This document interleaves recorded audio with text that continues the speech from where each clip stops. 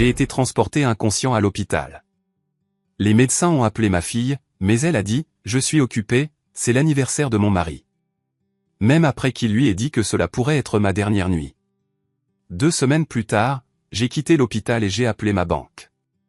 2 heures plus tard, ma fille s'est présentée chez moi, en panique. Mais, avant de continuer, veuillez vous abonner à la chaîne et nous dire d'où vous écoutez dans les commentaires. Le bip régulier m'a ramené d'un endroit sombre et lointain.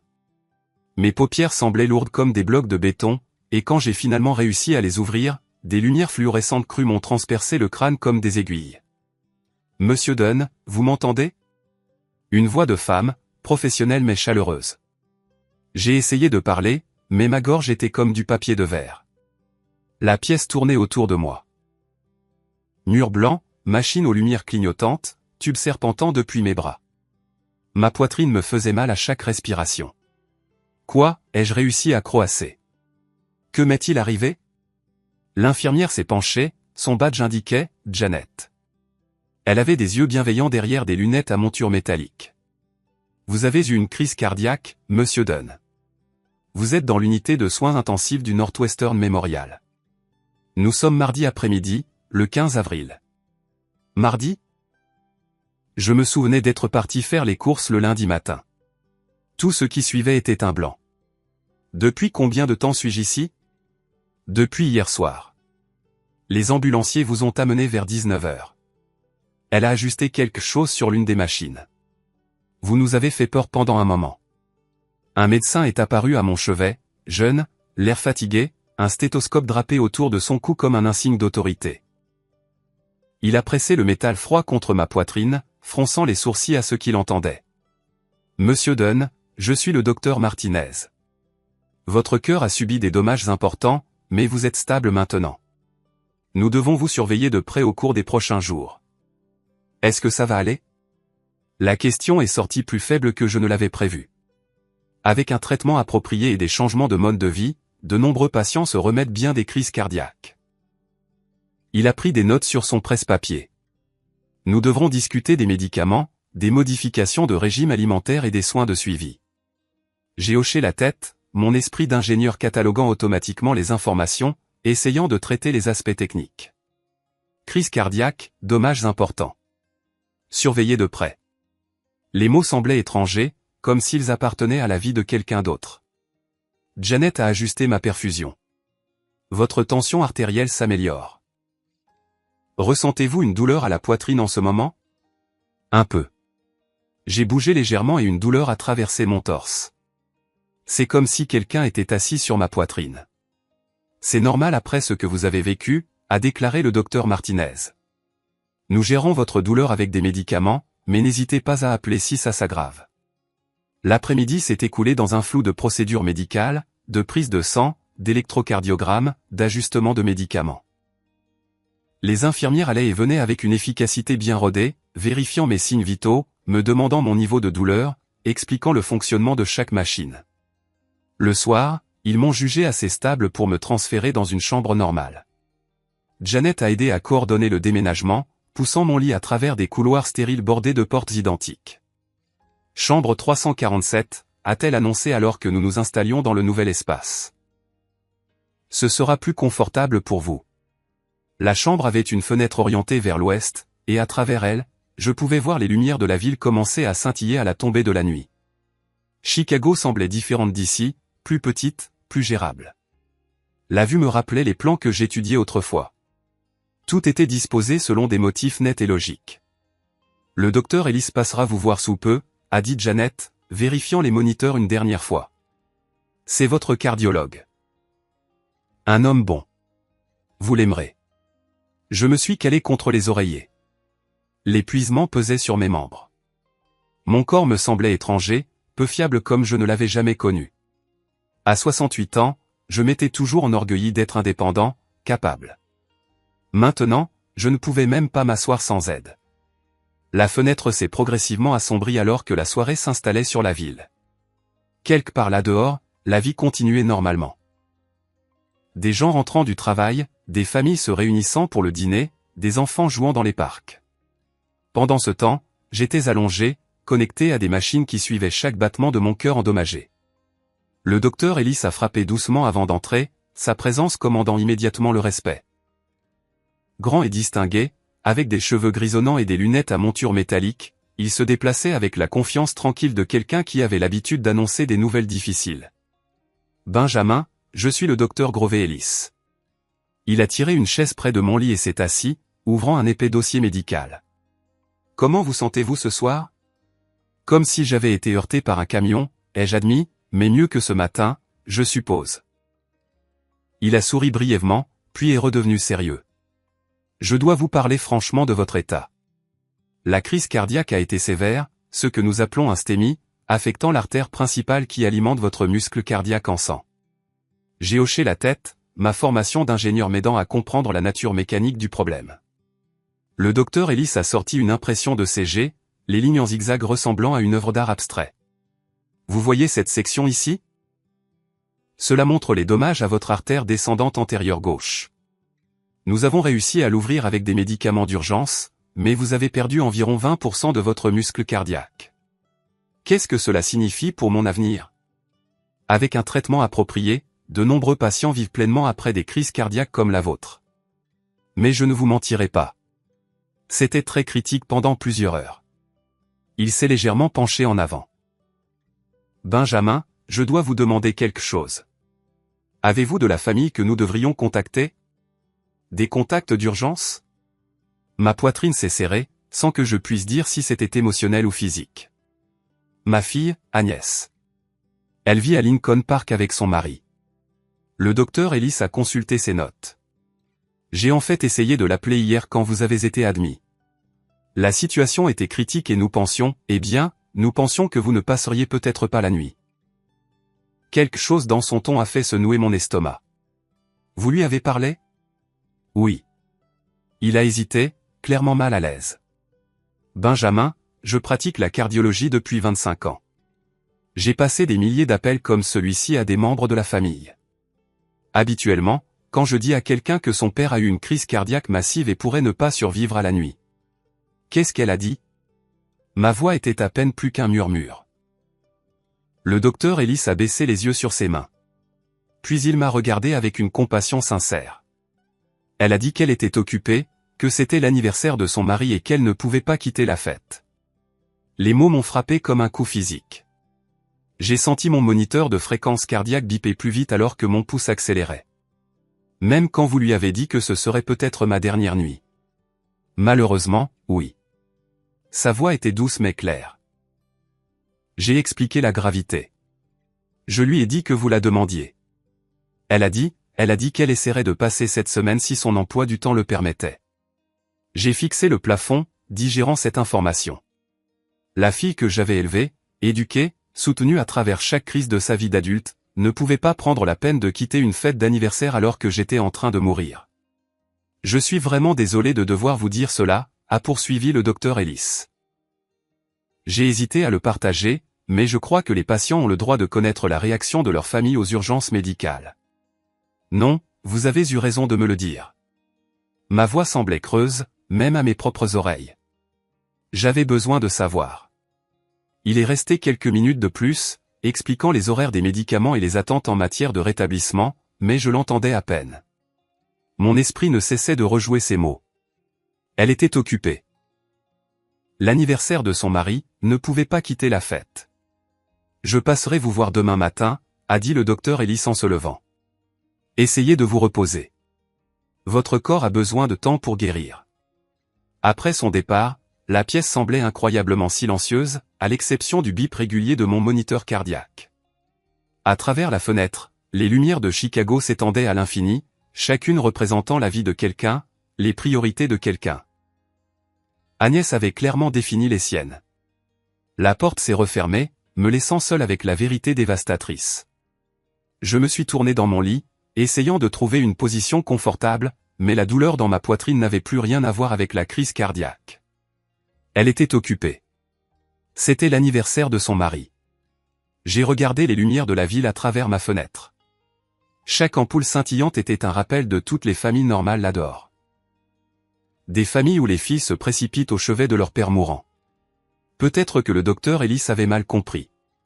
Peut-être qu'Agnès n'avait pas saisi la gravité de la situation. Je la connaissais. Elle pouvait être tête en l'air, concentrée sur son propre monde. Mais sûrement, face à la mortalité de son père, mais au fond de moi, je savais que c'était faux.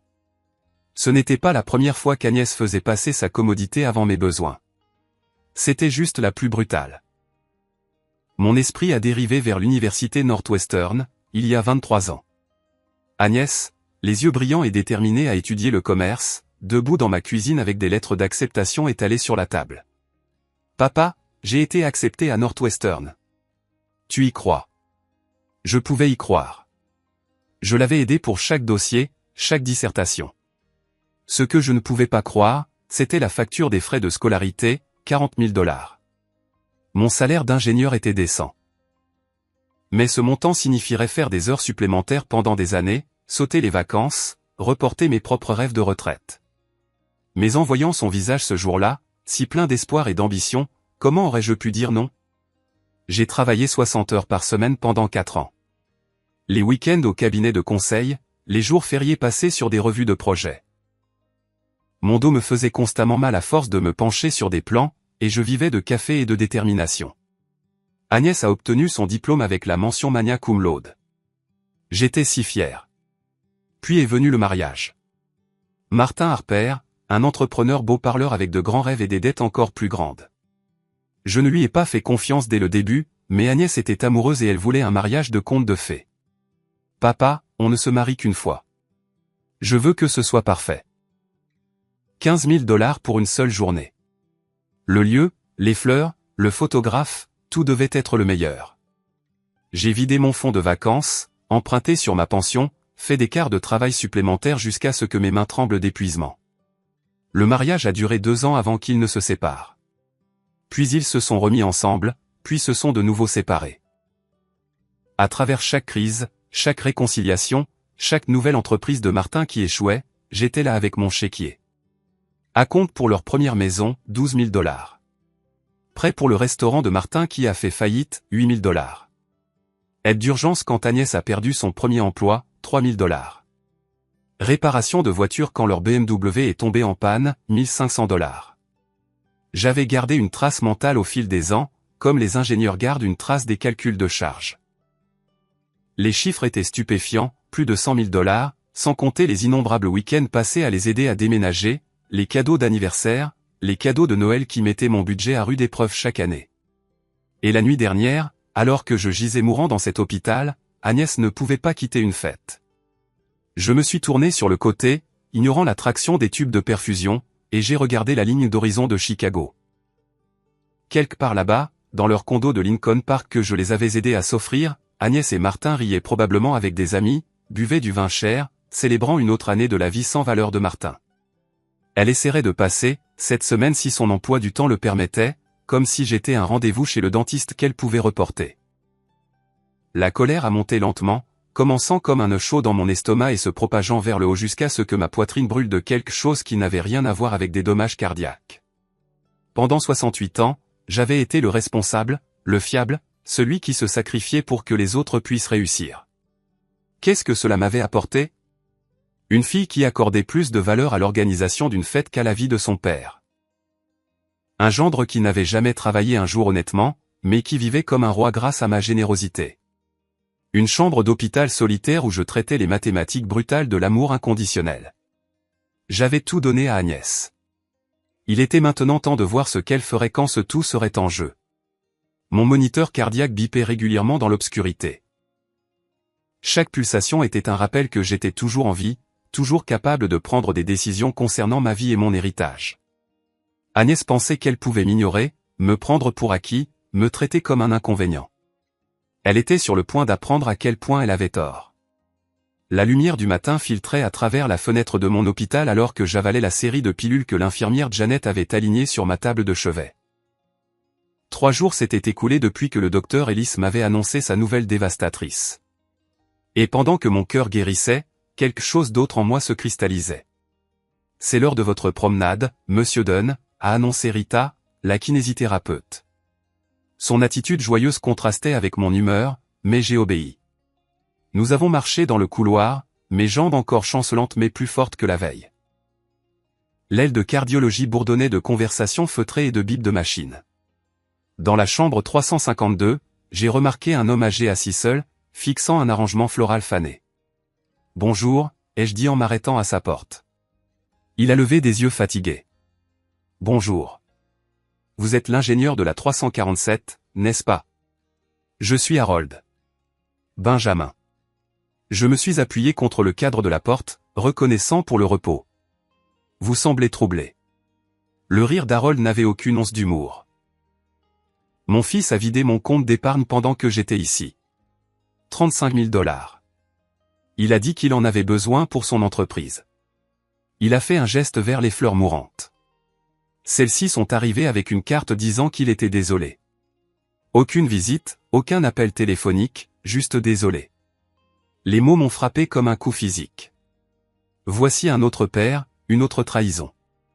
La famille, a poursuivi amèrement Harold.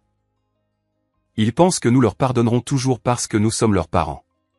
Je suis retourné dans ma chambre, profondément troublé. Cet après-midi-là, j'ai passé mon premier appel téléphonique. Service clientèle de la Chase Bank. Ici Michel. Ici Benjamin Dunn. J'ai besoin d'informations sur la révocation d'une procuration sur mes comptes. Je vais devoir d'abord vérifier votre identité, Monsieur Dunn. Après les questions habituelles, elle a continué. Pour révoquer une procuration, vous devrez vous présenter en personne avec les documents appropriés et remplir les formulaires de révocation officiels. Quel document exactement ? Une pièce d'identité avec photo, le document original de la procuration et les formulaires de révocation signés. Le processus prend 24 heures une fois la demande déposée. Je l'ai remercié et j'ai raccroché, mon esprit tournant à plein régime. Agnès avait une procuration sur mes comptes, quelque chose que je lui avais accordé il y a 2 ans quand j'avais eu une pneumonie et que j'avais besoin d'aide pour gérer mes factures. À l'époque, cela semblait pratique. Maintenant, j'avais l'impression de lui avoir tendu une arme chargée. La semaine suivante s'est écoulée avec une précision méthodique. Chaque jour apportait de petites améliorations, marcher plus loin sans assistance, manger des aliments solides, réduire les analgésiques. Mais plus important encore, chaque jour apportait de nouvelles informations. Mercredi, j'ai appelé Thomson & Associates, le bureau de notaire du centre-ville. Concernant les modifications de testament, a expliqué la réceptionniste, la loi de l'Illinois exige que le testateur se présente en personne avec 2 témoins. Nous recommandons également une vérification de la compétence mentale s'il y a eu des problèmes de santé récents. Quel genre de vérification ?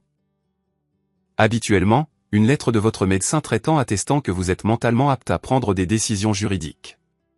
Parfait. Le docteur Ellis fournirait cette documentation sans poser de questions. Le vendredi, mon plan de sortie prenait forme. Agnès avait appelé une fois, une brève conversation obligatoire où elle s'était enquise de mon état avec le même enthousiasme que quelqu'un pourrait réserver à une discussion sur la météo. « Je vais beaucoup mieux », lui ai-je dit. « C'est super, papa. Martin et moi avons été tellement occupés avec sa nouvelle entreprise de conseil. Nous essaierons de passer te voir une fois que tu seras rentré et installé. » Essayer de passer ? Comme si voir son père en convalescence était un inconvénient à programmer autour d'activités plus importantes. Jeudi soir, j'ai rencontré Eleanor de la chambre 341. Elle se remettait d'une opération de la vésicule biliaire et avait été abandonnée par sa fille pendant l'épreuve. 30 ans, j'ai élevé cette fille, m'a confié Eleanor alors que nous étions assis dans le petit jardin de l'hôpital. Je l'ai envoyée à l'université, j'ai aidé pour son mariage, j'ai gardé ses enfants tous les week-ends. Quand j'ai eu besoin d'une opération, elle a dit qu'elle ne pouvait pas prendre de congé. Trop important, a-t-elle dit. J'ai écouté, reconnaissant ma propre histoire se refléter dans la sienne. Nous étions une génération de parents qui avaient tout donné, pour découvrir que nos enfants avaient appris à prendre, mais jamais à donner en retour. Que ferez-vous ? Ai-je demandé. Les yeux d'Eleanor se sont durcis. Changer mon testament. Chaque centime ira au refuge pour animaux maintenant. Au moins, les chiens sont loyaux. Ces paroles ont résonné longtemps dans la nuit. Vendredi a apporté ma consultation finale avec le docteur Ellis. Il m'a déclaré prêt à sortir, m'a prescrit des médicaments et a fixé des rendez-vous de suivi. Alors qu'il se préparait à partir, il s'est arrêté à la porte. Benjamin, j'espère que vous envisagerez le pardon. Garder de la colère n'est pas bon pour votre cœur. J'ai souri, surpris de la sincérité de mon sourire. Docteur, ce n'est pas de la colère que je garde. C'est de la clarté. Ce soir-là, je me suis assis près de ma fenêtre, regardant la ligne d'horizon de Chicago scintiller dans l'obscurité. Quelque part là-bas, Agnès et Martin menaient leur vie confortable, soutenus par des décennies de mes sacrifices et complètement indifférents à mon expérience de mort imminente. Demain, je rentrerai chez moi. Demain, je commencerai à reprendre le contrôle de ma vie. La procuration serait révoquée. Le testament serait changé. Et Agnès apprendrait que prendre son père pour acquis avait des conséquences qu'elle n'avait jamais imaginées. Je ne cherchais pas la vengeance. Je cherchais la justice. Il y a une différence, et un ingénieur comprend la précision requise pour les deux. La procédure de sortie a commencé à 8 heures précises. Le docteur Martinez m'a remis un dossier épais de papier, horaires de médicaments, restrictions alimentaires, carte de rendez-vous de suivi. Ma signature semblait tremblante sur les formulaires, mais ma résolution restait ferme. Rappelez-vous, pas de charge lourde pendant 6 semaines, m'a-t-il instruit, cochant des cases sur son presse-papier. Et si vous ressentez une douleur thoracique ou un essoufflement, appelez immédiatement. J'ai hoché la tête, bien que mon esprit soit déjà tourné vers des questions plus pressantes que les restrictions médicales. Le docteur Ellis est apparu alors que je rassemblais mes quelques affaires de la table de chevet. Il avait l'air fatigué, comme le sont les médecins qui ont annoncé trop de mauvaises nouvelles à trop de familles. Benjamin, je voulais vous dire au revoir personnellement. Il s'est assis sur le bord de mon lit. Vous avez traversé une épreuve énorme, à la fois physiquement et émotionnellement. Prenez le temps de guérir complètement avant de prendre des décisions importantes. Docteur, vous avez été plus une famille pour moi ces 2 dernières semaines que ma propre famille. Je pensais chaque mot. Merci pour votre honnêteté à propos d'Agnès. C'était douloureux, mais nécessaire. Il a étudié mon visage attentivement. Le pardon peut aussi être guérisseur. Vous savez, parfois les gens ne réalisent l'impact de leur choix que lorsque les conséquences le leur apprennent. J'ai terminé sa phrase différemment de ce qu'il avait prévu. Vous avez raison sur ce point. Après le départ du docteur Ellis, j'ai rempli les derniers papiers. L'infirmière de sortie, une jeune femme aux yeux bienveillants, m'a poussé jusqu'à l'entrée de l'hôpital dans le fauteuil roulant obligatoire, malgré mes protestations. Politique de l'hôpital, a-t-elle expliqué joyeusement. Question de responsabilité. L'air matinal d'avril m'a frappé comme une révélation.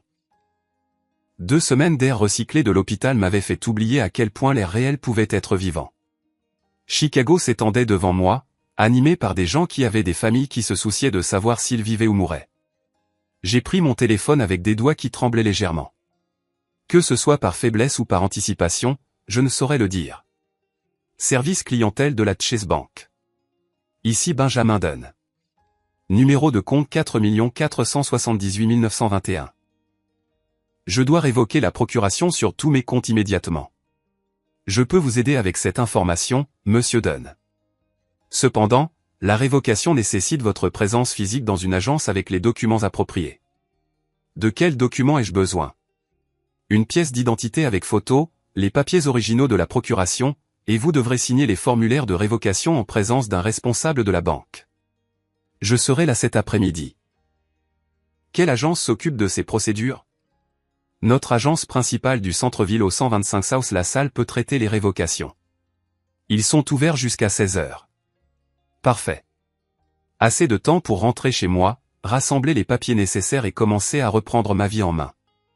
J'ai ouvert l'application de covoiturage de mon téléphone, bien que la technologie me semble encore étrangère par rapport au simple fait d'appeler un taxi. Mes doigts se sont déplacés lentement sur l'écran, sélectionnant mon adresse à Evanston. L'application indiquait qu'un chauffeur nommé Victor arriverait dans 8 minutes. 8 minutes à rester sur ce trottoir et à sentir le poids de ma décision s'installer autour de moi comme un manteau confortable. Un homme d'affaires est passé en courant, criant dans son téléphone à propos de rapports trimestriels et du récital de sa fille qu'il manquait.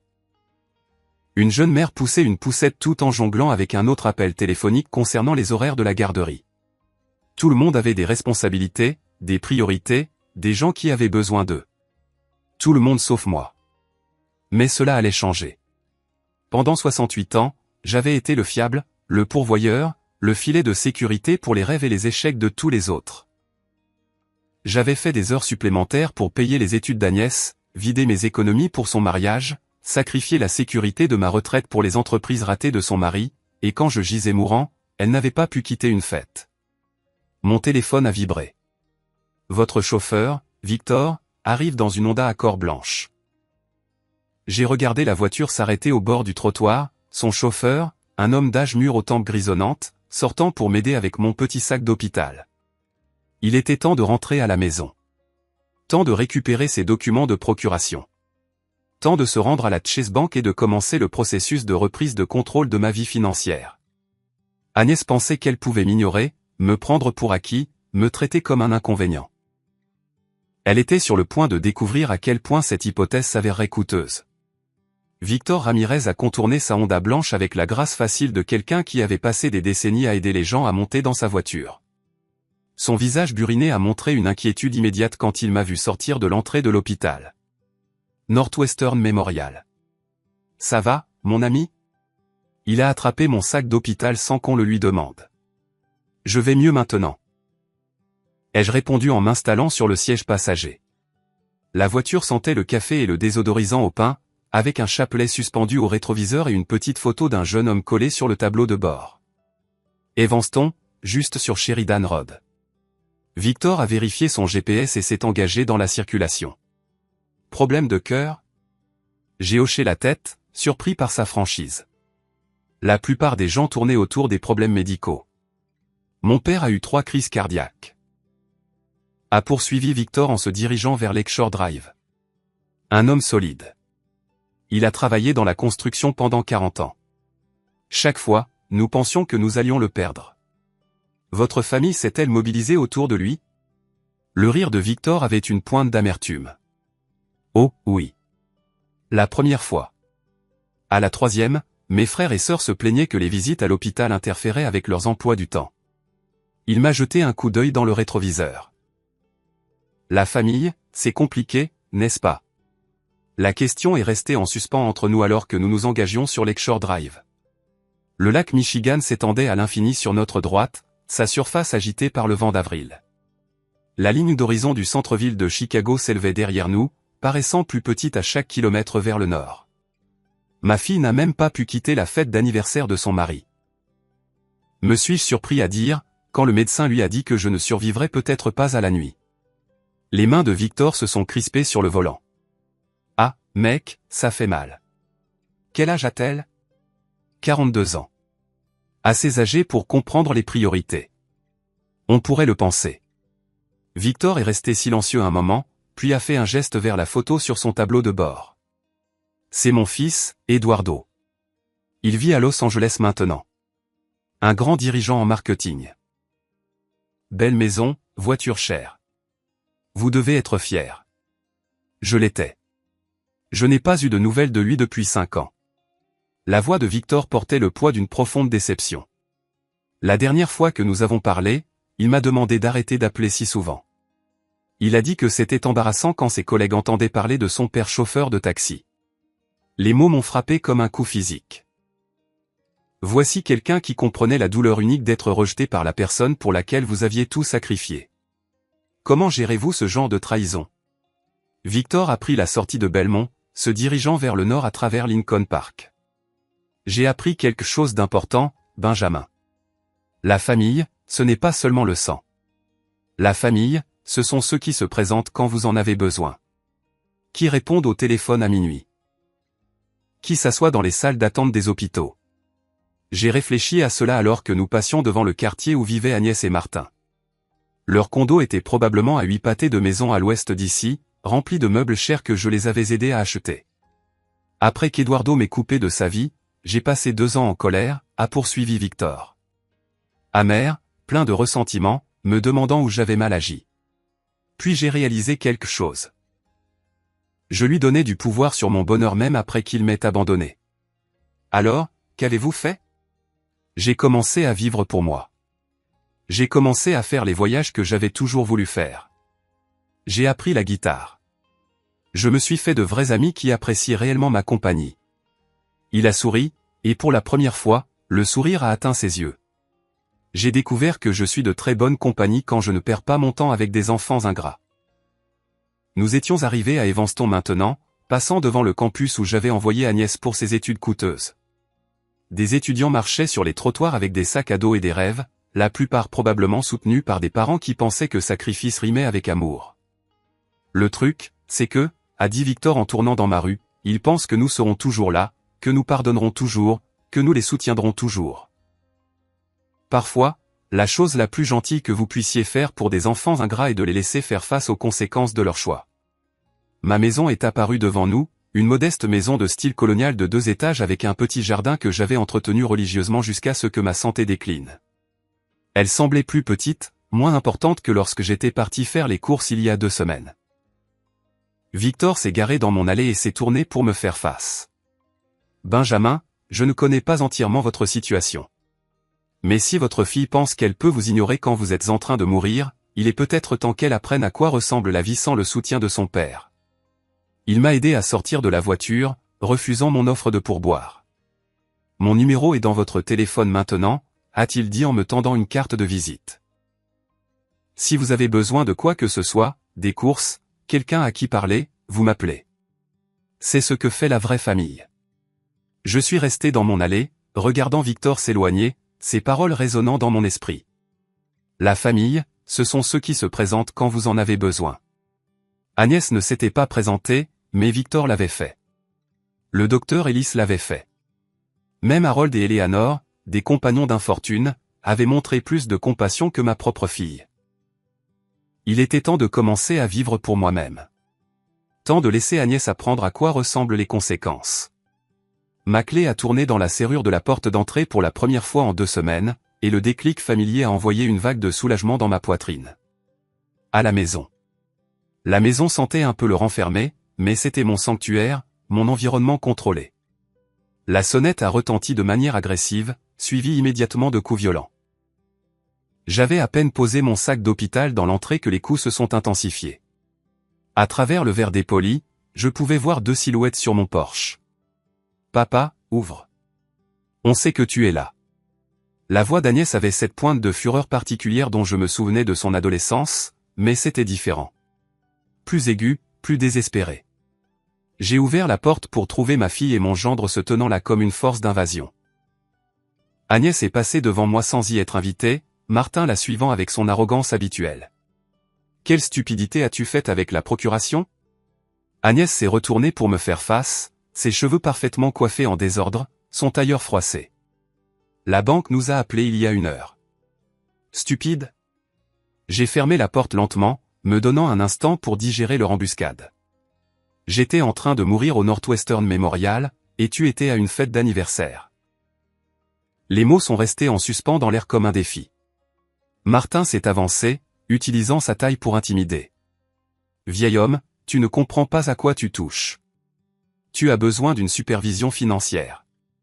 La crise cardiaque a clairement affecté ton jugement. » Mon jugement ?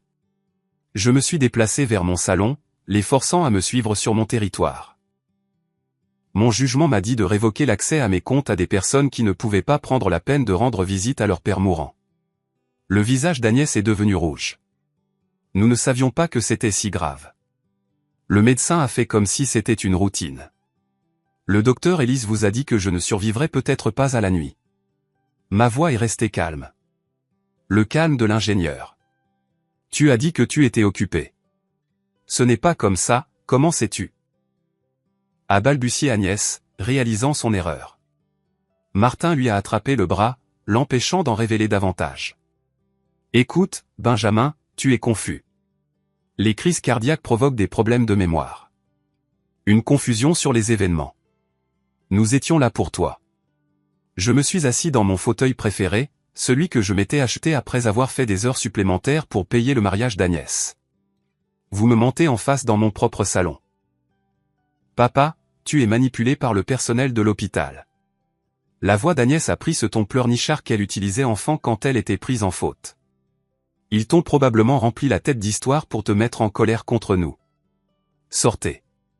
Les mots sont sortis doucement mais de manière absolue. Le visage de Martin s'est assombri. Tu ne peux pas simplement nous mettre dehors. Nous sommes de la famille. Nous avons des droits. C'est ma maison. Vous n'avez aucun droit ici. Je me suis levé, surpris de ma propre stabilité. Vous êtes en violation de propriété. Agnès s'est placée entre Martin et moi, son masque de femme d'affaires se fissurant. Papa, s'il te plaît, discutons rationnellement. Tu fais une énorme erreur qui nous affecte tous. La seule erreur que j'ai faite a été de te confier l'accès à mes économies. Les mains de Martin se sont serrées en poing. Vieil ingrat. Nous nous sommes sacrifiés pour toi. Agnès a passé des années à gérer tes affaires, et c'est comme ça que tu nous remercies? Sacrifié? Le mot avait un goût amer. J'ai payé pour ton restaurant qui a fait faillite. J'ai couvert tes dettes de carte de crédit. Je vous ai donné la compte pour votre condo. Qu'avez-vous sacrifié exactement? Notre temps, notre énergie, à gérer tes besoins pendant que nous essayons de construire nos propres vies. Agnès a lancé un regard d'avertissement à Martin, mais le mal était fait. Leur vrai sentiment était enfin révélé. Je me suis dirigé vers la porte d'entrée et je l'ai tenue ouverte. Sortez de ma maison immédiatement. Ce n'est pas fini, papa. Le masque d'Agnès était complètement tombé, révélant quelque chose de froid et de calculateur en dessous. Nous allons contester ça. Nous prouverons que tu n'es pas compétent pour prendre ces décisions. Martin s'est penché près de moi en passant, sa voix baissant à un murmure menaçant. Tu n'as aucune idée de ce que tu as commencé, vieil homme. Ils sont partis, claquant la porte assez fort pour faire trembler les fenêtres. Je suis resté là un long moment, écoutant les portières de leur voiture claquer et leur moteur rugir alors qu'ils s'éloignaient à toute vitesse. Dans le silence soudain, j'aurais pu entendre mon moniteur cardiaque biper rapidement si je l'avais encore porté. J'ai tourné le pêne dormant avec des doigts tremblants, le clic métallique résonnant dans ma maison soudainement silencieuse. Le silence semblait profond après leur intrusion agressive, mais pas paisible, chargé comme l'air avant un orage. En traversant mon salon, j'ai redressé le coussin qu'Agnès avait bousculé en gesticulant sauvagement pendant sa tirade. Une si petite chose, mais dans mon monde ordonné, cela ressemblait à une preuve de violation. Nous prouverons que tu n'es pas compétent pour prendre ces décisions. La menace de départ d'Agnès résonnait dans mon esprit alors que je me dirigeais vers la cuisine, mes jambes encore instables après la confrontation et la longue matinée. J'ai rempli ma bouilloire d'eau, le rituel familier aidant à calmer mes nerfs. Le thé avait toujours été ma boisson de réflexion. En attendant que l'eau bouille, j'ai analysé ce qui venait de se passer. Ils étaient venus directement de la banque pour me confronter. Aucun appel téléphonique, aucune tentative de conversation civile, juste des exigences et des menaces dans ma propre maison. L'agressivité de Martin avait été particulièrement révélatrice. La façon dont il m'avait appelé, vieil homme, utilisé sa taille pour m'intimider, m'avait menacé dans mon propre salon. Ce n'était pas du chagrin ou de la confusion à propos de l'annulation de la procuration. C'était du désespoir. La bouilloire a sifflé et j'ai versé l'eau sur des feuilles d'Earl Grey, regardant la couleur ambrée se répandre dans la tasse. Mes mains étaient plus stables maintenant. J'ai porté mon thé à la fenêtre du salon qui donnait sur la rue. La BMW d'Agnès était partie, mais je pouvais encore sentir l'écho de leur présence. De la même manière que l'on peut sentir que quelqu'un a été dans votre maison même après son départ. Nous avons des droits. Nous allons contester ça. Martin avait révélé plus qu'il ne l'avait prévu. Ils n'étaient pas seulement contrariés de perdre l'accès financier. Ils étaient paniqués, ce qui suggérait qu'ils dépendaient de mon argent plus que je ne l'avais réalisé. Je me suis installé dans mon fauteuil de lecture, celui que j'avais positionné parfaitement pour capter la lumière de l'après-midi. D'ici, je pouvais voir Madame Rodriguez s'occuper de son jardin à côté, le facteur faire sa tournée, la vie de banlieue normale continuer comme si mon monde ne venait pas de basculer. La confrontation avait clarifié quelque chose d'important. Annuler la procuration n'était pas suffisant. S'ils étaient prêts à prendre d'assaut ma maison en proférant des menaces, ils seraient prêts à prendre des mesures plus drastiques. Nous prouverons que tu n'es pas compétent. Cette menace avait de sérieuses implications. S'ils pouvaient convaincre un tribunal que j'étais mentalement incompétent à cause de la crise cardiaque, ils pourraient reprendre le contrôle de mes finances par le biais d'une procédure de tutelle. Ils pourraient me faire déclarer incapable de gérer mes propres affaires. J'ai sorti mon carnet de la table d'appoint, le même que j'avais utilisé pour des calculs d'ingénierie pendant des décennies. Maintenant, je devais calculer quelque chose de différent. Comment me protéger de ma propre famille? Agnès avait une formation juridique grâce à sa carrière dans les affaires. Martin avait des relations en ville grâce à ses diverses entreprises ratées. Ensemble, ils pouvaient lancer un sérieux défi à mon indépendance. Mais ils avaient commis une erreur cruciale. Ils avaient révélé leur véritable motivation trop clairement. Il ne s'agissait pas d'inquiétude pour mon bien-être. Il s'agissait d'argent, pur et simple. J'ai écrit dans mon carnet, Agnès et Martin, désespoir financier, prêts à utiliser le système juridique contre moi, besoin de mesures de protection plus fortes. Le soleil de l'après-midi filtrait à travers mes fenêtres, réchauffant la pièce familière où j'avais passé d'innombrables soirées à lire, à planifier, à vivre ma vie tranquille. Cette vie était terminée maintenant. Ils s'en étaient assurés avec leurs menaces et leurs exigences. J'ai pensé aux paroles de Victor pendant notre trajet de retour. Parfois, la chose la plus gentille que vous puissiez faire pour des enfants ingrats est de les laisser faire face aux conséquences de leur choix. Annuler la procuration avait été la conséquence numéro 1. Mais s'ils voulaient intensifier ce conflit, j'étais prêt à leur montrer exactement à quel point leur cupidité deviendrait coûteuse. J'ai pris le téléphone. Il était temps d'appeler Thomson & Associates pour mettre à jour mon testament. 2 jours plus tard, Madame Rodriguez m'a abordé alors que je vérifiais mon courrier, son attitude habituellement chaleureuse remplacée par une hésitation maladroite. « Benjamin, comment vous sentez-vous après votre incident ?» La façon dont elle a dit « incident » a déclenché des signaux d'alarme dans mon cerveau d'ingénieur. Je connaissais Maria Rodriguez depuis 15 ans. Elle n'avait jamais été maladroite avec moi. Je me remets bien, merci. Pourquoi demandez-vous? Elle a jeté un coup d'œil vers sa maison, puis m'a regardé avec un malaise évident. Votre fille est passée hier. Elle semblait très inquiète que vous viviez seul après la crise cardiaque. Ma tension artérielle a grimpé en flèche, mais j'ai gardé une voix calme. Agnès était ici. Elle a dit que vous étiez devenu oublieux, confus à propos de certaines choses. Que vous pourriez avoir besoin de supervision. La voix de Maria portait une inquiétude sincère mêlée à autre chose. Un doute à mon sujet. Qu'est-ce qu'elle vous a dit exactement? Maria a tripoté ses gants de jardinage entre ses mains. Que vous preniez des décisions financières irrationnelles, que vous annuliez des arrangements importants sans en comprendre les conséquences. Elle m'a demandé de garder un œil sur vous. De l'appeler si vous sembliez instable. La nature systématique de leur attaque est devenue claire. Ils ne se contentaient pas de menacer d'une action en justice. Ils empoisonnaient mes relations communautaires, construisant un dossier d'incompétence en manipulant les gens qui se souciaient de moi. Maria, avais-je l'air confus ou instable quand nous avons parlé de votre roseraie la semaine dernière? Elle a semblé soulagée de se concentrer sur quelque chose de concret. Non, vous étiez parfaitement normal. Vous m'avez donné d'excellents conseils sur le problème des pucerons. Alors, faites confiance à ce jugement plutôt qu'au ragot. 3 jours plus tard, je me suis rendu à la Chase Bank du centre-ville pour finaliser des mesures de sécurité supplémentaires sur mes comptes. La directrice de l'agence, Janet Chen, m'a pris à part après la conclusion de nos affaires. M. Dunn, je ne devrais probablement pas mentionner cela, mais votre fille était ici hier pour s'informer des procédures de tutelle financière. La glace s'est formée dans mon estomac. Tutelle? Elle voulait savoir quelle documentation médicale serait requise pour faire déclarer quelqu'un incapable de gérer ses propres finances. Je lui ai dit que je ne pouvais pas discuter de procédures spécifiques, mais... Janet a baissé la voix. Elle semblait très concentrée sur les allégations de déficience cognitive post-crise cardiaque. A-t-elle déposé des documents?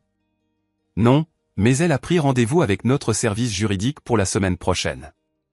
J'ai remercié Janet et j'ai quitté la banque avec un sentiment d'urgence croissant. Agnès ne proférait pas des menaces en l'air. Elle faisait des recherches sur les stratégies juridiques pour me faire déclarer incompétent.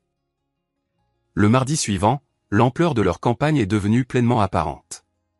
Au Brewster Coffee, où j'étais un habitué depuis une décennie, l'accueil du propriétaire semblait tendu.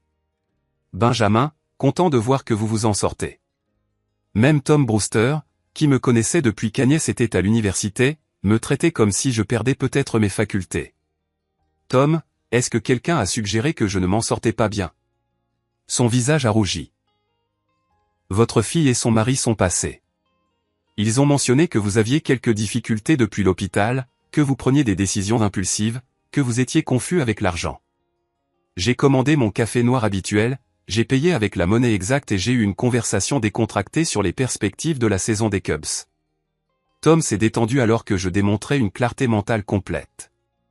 Vous m'avez l'air en pleine forme. A-t-il admis alors que je me préparais à partir? C'est parce que je le suis. Souvenez-vous quand les gens suggéreront le contraire. Ce soir-là, je me suis assis dans ma cuisine, notant les preuves de leur assassinat de caractère systématique.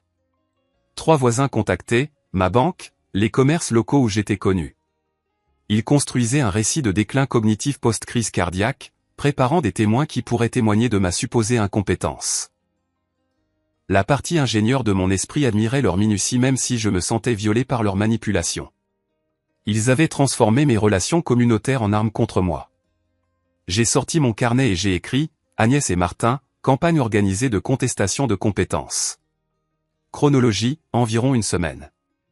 Cible, voisins, banques, commerces locaux. Objectif, établir un schéma de déclin cognitif pour une tutelle légale. En dessous, j'ai ajouté, contre-stratégie requise. Action immédiate nécessaire. J'ai pris le téléphone et j'ai composé le numéro de Thomson & Associates. Ici Benjamin Dunn. Je dois accélérer mon rendez-vous de modification de testament. Quand pouvons-nous nous rencontrer au plus tôt? Nous avons une place demain à 10 heures. J'y serai. Je comprenais maintenant qu'ils avaient déclaré la guerre à mon indépendance, à ma réputation et à mon droit de contrôler ma propre vie. Ils pensaient qu'un patient âgé ayant subi une crise cardiaque serait facile à manipuler et à vaincre. Ils étaient sur le point d'apprendre à quel point ils avaient tort. L'ascenseur est monté au 14e étage de l'immeuble de la Salle Street, m'emmenant vers ce qui serait soit mon salut, soit le début d'une guerre juridique que je pourrais ne pas survivre. À travers les parois vitrées de l'ascenseur, Chicago s'étendait en dessous de moi, une ville où les familles soit se soutenaient, soit se détruisaient, et j'avais enfin appris à quelle catégorie appartenait la mienne. Le bureau de James Mitchell occupait une suite d'angles avec des fenêtres allant du sol au plafond donnant sur le lac Michigan. Sa réceptionniste, une femme professionnelle d'une 30aine d'années, m'a conduit à une salle de conférence où Mitchell attendait, des documents juridiques déjà étalés sur une table en acajou poli. Monsieur Dunn, veuillez vous asseoir. Mitchell avait peut-être 50 ans, des tempes grisonnantes et le comportement prudent de quelqu'un qui avait traité des milliers de conflits familiaux. Avant de commencer, je dois poser quelques questions standards pour vérifier votre compétence mentale. J'ai apprécié sa franchise. Allez-y, quelle est la date d'aujourd'hui? 12 mai 2025, un mardi. Qui est le président actuel? Donald Trump, malheureusement. Mitchell a souri brièvement. Pouvez-vous me dire pourquoi vous êtes ici aujourd'hui?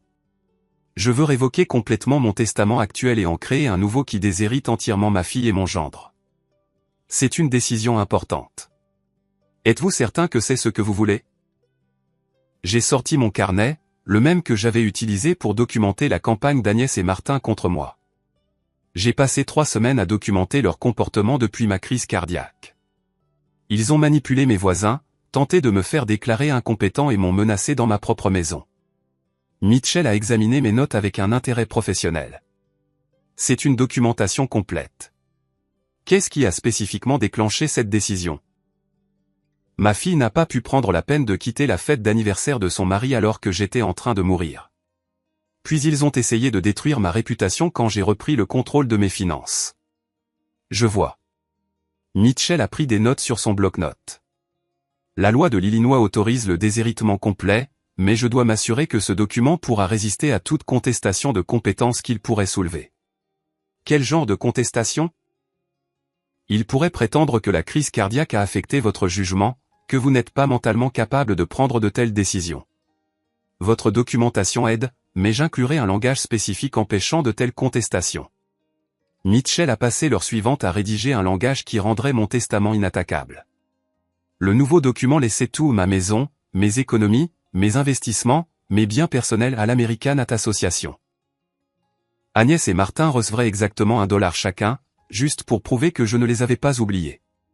Cette clause ici, a indiqué Mitchell en montrant un paragraphe qu'il avait écrit, stipule spécifiquement que vous êtes sain d'esprit et de corps, que cette décision a été prise après mûre réflexion, Et que toute tentative de contestation fondée sur l'incompétence mentale entraînera la perte automatique même du legs de $1. Parfait. 2 témoins du bureau de Mitchell, des assistants juridiques qui ne m'avaient jamais rencontré auparavant, sont entrés dans la salle de conférence. Leur présence fournirait une vérification indépendante de mon état mental lors de la signature. Monsieur Dunn, comprenez-vous le contenu de ce testament, a demandé formellement Mitchell. Je comprends parfaitement. Je lègue tout mon patrimoine à une œuvre de charité et je déshérite ma fille et mon gendre. Prenez-vous cette décision librement, sans coercition ni pression? Absolument librement. C'est la décision la plus logique que j'ai jamais prise. J'ai signé de mon nom d'une main ferme, la même main qui avait dessiné des plans d'ingénierie pendant 40 ans. Les témoins ont signé sous ma signature, et Mitchell a notarié le document avec son sceau officiel. Ce testament est maintenant juridiquement contraignant, a déclaré Mitchell, plaçant l'original dans le coffre-fort de son bureau. J'en déposerai une copie au tribunal des successions du comté de Cook demain. Votre succession est maintenant protégée. En retournant à l'ascenseur, je me sentais plus léger que je ne l'avais été depuis des mois. Agnès et Martin avaient déclaré la guerre à ma compétence, à ma réputation et à mon indépendance. Maintenant, ils allaient découvrir le coût de cette guerre. L'ascenseur est descendu vers le niveau de la rue, me ramenant à un monde où je n'étais plus une victime de la cupidité de ma famille. 3 jours plus tard, je me suis assis dans mon salon, regardant les ombres de l'après-midi s'allonger sur le même tapis où Agnès et Martin m'avaient menacé 2 semaines auparavant. Le testament signé reposait en sécurité dans le coffre-fort du bureau de Mitchell, mais son pouvoir résidait dans le fait de savoir que leur avenir financier venait de s'évaporer. J'ai composé le numéro d'Agnès à 16 heures précises. Un timing choisi pour les avoir tous les deux à la maison, leur donnant des heures pour absorber ce que j'allais leur dire. Papa? Agnès avait l'air surprise mais contente. Comment te sens-tu? Beaucoup mieux, en fait. Je t'appelle pour t'informer de quelque chose d'important. J'ai gardé une voix conversationnelle, presque décontractée. J'ai changé mon testament. Un silence s'est étiré sur la ligne pendant plusieurs battements de cœur. Changer comment? Complètement. Quand je mourrai, tu ne recevras rien.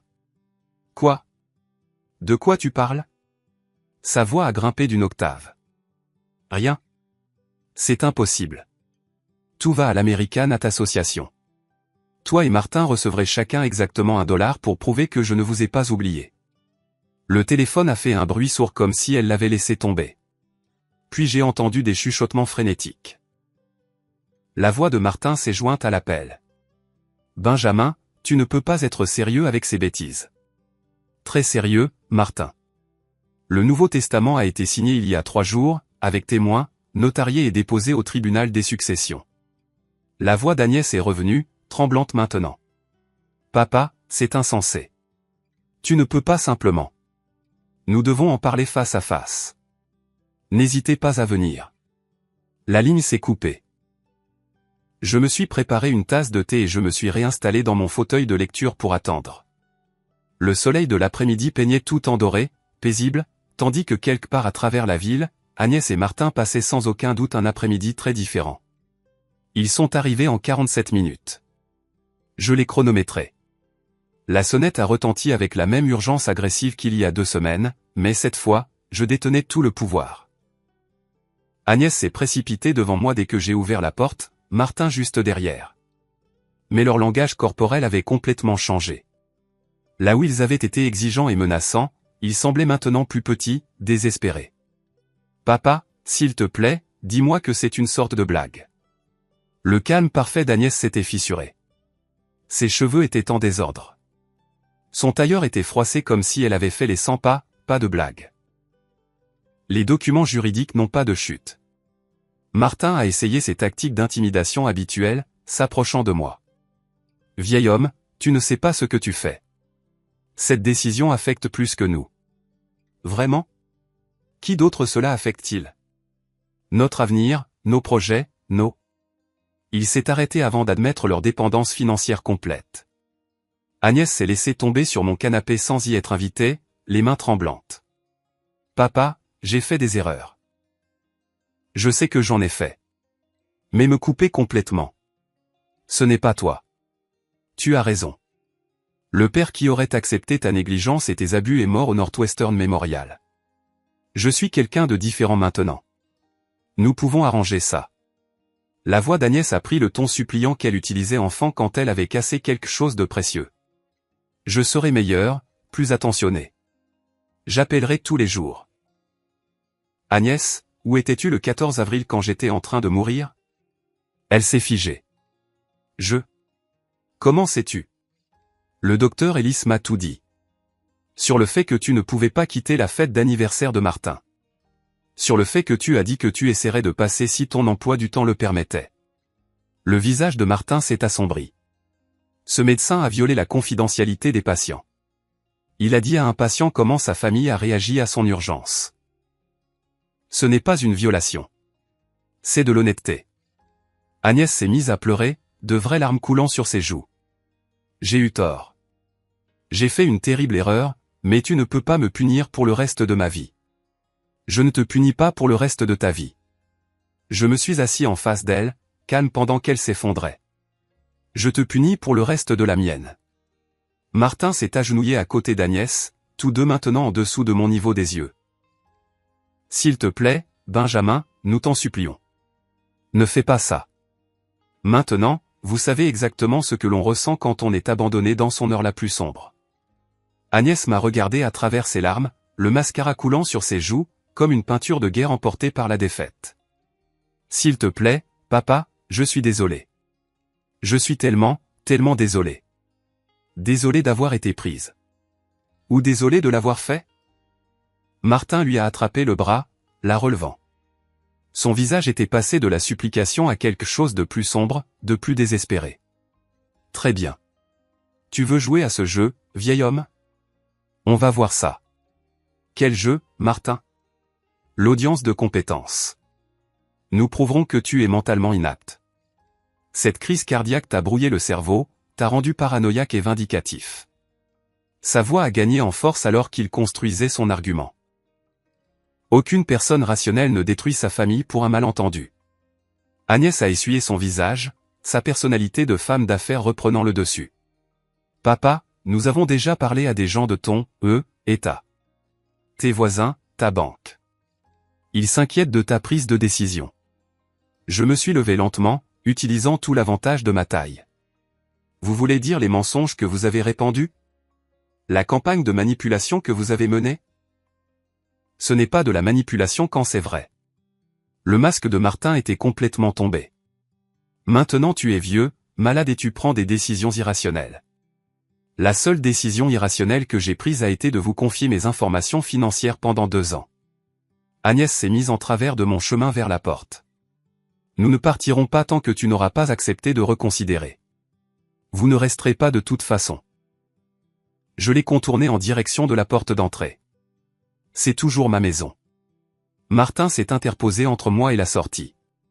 Tu regretteras cette décision, Benjamin. Nous contesterons ce testament avec tout ce que nous avons. Avec quel argent? Oh, c'est vrai. Vous n'en avez pas, la vérité de leur situation les a frappés simultanément. Sans accès à mes comptes, sans la promesse d'un héritage, ils n'avaient aucune ressource pour des contestations judiciaires. Le visage d'Agnès est devenu pâle. Tu ne peux pas nous abandonner comme ça. Regarde-moi faire. Les mains de Martin se sont serrées en poing. Tu te crois si malin, mais tu n'es qu'un vieil homme amer qui meurt seul. Mieux vaut être seul qu'entouré de gens qui me voient comme un distributeur automatique. Ce n'est pas fini, a sifflé Agnès, son chagrin se transformant en pure rage. Nous trouverons un moyen de contester ça. Nous prouverons que tu es incompétent. Nous allons? Vous ferez exactement ce que vous avez fait quand j'étais en train de mourir. Rien. J'ai ouvert grand la porte d'entrée. Parce que quand ça compte, vous ne pensez qu'à vous-même. Martin s'est penché près de moi en passant, sa voix baissant à un murmure. Tu n'as aucune idée de ce que tu as commencé. Cette guerre n'est pas finie. Agnès s'est arrêtée dans l'embrasure de la porte, son visage un mélange de douleur et de calcul. Je suis toujours ta fille, peu importe ce que disent les documents juridiques. Et les filles ont des droits. Les filles qui se présentent ont des droits. Les filles qui abandonnent leur père ont des conséquences. Ils sont partis, mais pas en silence cette fois. Agnès a claqué la porte assez fort pour faire trembler les fenêtres. Je les ai entendus se disputer dans l'allée, leur voix portant à travers le quartier alors qu'ils se battaient sur la culpabilité, les stratégies et les avocats qu'ils ne pouvaient pas se permettre. J'ai verrouillé la porte et je suis retourné dans mon salon, me réinstallant dans mon fauteuil alors que leur voiture s'éloignait en rugissant. La maison semblait de nouveau paisible, même si je savais que cette paix était temporaire. Ils pensaient ce qu'ils disaient. Ils essaieraient de contester le testament, d'essayer de prouver mon incompétence, d'essayer de récupérer ce qu'ils considéraient comme leur droit de naissance. Mais j'avais conçu des solutions à des problèmes complexes pendant 40 ans. Chaque structure que j'avais jamais conçue devait résister à la pression, aux intempéries et au temps. Cette structure juridique ferait de même. Dehors, la soirée de Chicago s'installait sur ma rue tranquille. Quelque part dans la ville, Agnès et Martin complotaient leur prochain coup. Mais pour l'instant, dans ma propre maison, entouré par la vie que j'avais construite de mes propres mains et de mon propre esprit, j'étais exactement là où je devais être. Le téléphone a sonné. Je l'ai laissé sonner. Si vous aimez cette histoire, veuillez aimer cette vidéo, vous abonner à la chaîne et partager vos impressions sur cette histoire dans les commentaires. Merci d'avoir regardé.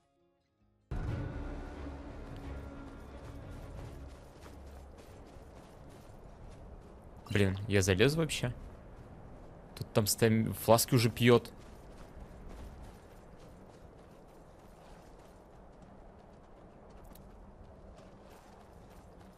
Ясно, перекач. А там, по-моему, наверху бандиты-то жесткие, по-моему. Ну, в дефолтном реквиеме были.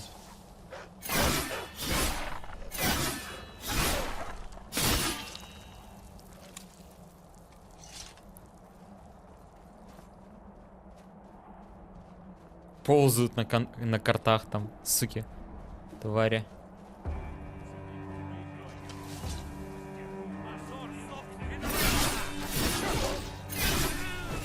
Все, смог, блядь. Что началось, нахуй?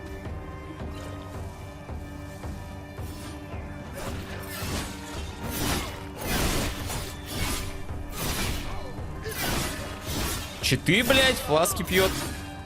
А где волк? Ай, блядь. Волк помер, походу.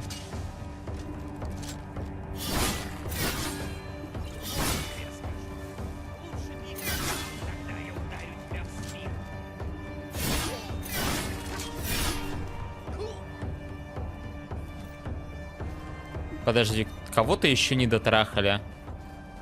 Волчара. Ну, волк, иди сюда, да я тебя ёбну.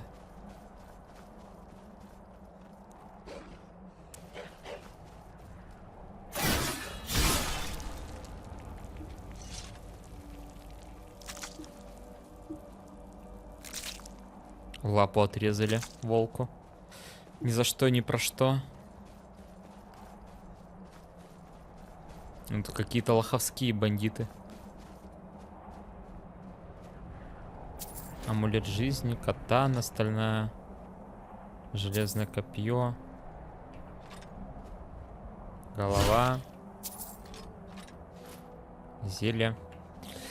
Спасибо.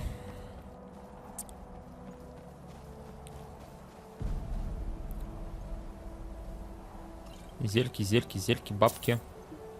Суп. Рагу, точнее. Ты чё? Сундук ученик. 25 отмычек, нахуй. Халява.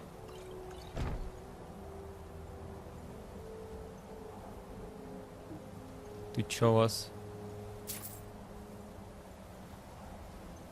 Монетки, септимки, железная булава, шкурки,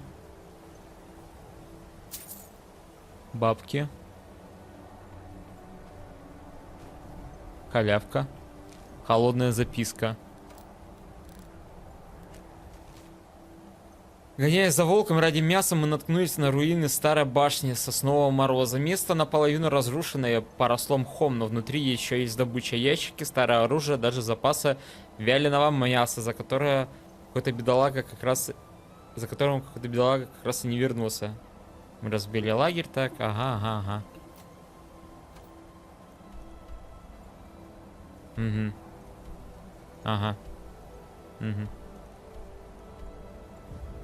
Здорово, Броскич. Доброе утро. Интерфейс, к сожалению, Броскич неисправим. Слишком это перелопачено все. Но я хотя бы цвета изменил на более темные. Чтобы не такие токсичные были. Не такие вырвиглазные.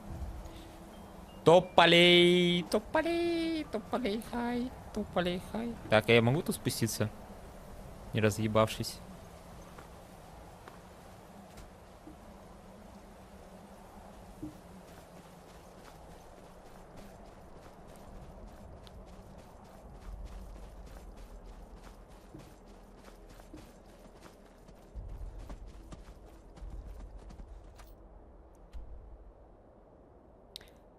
Чтобы не ебало глаза, прозрачность выкрутить.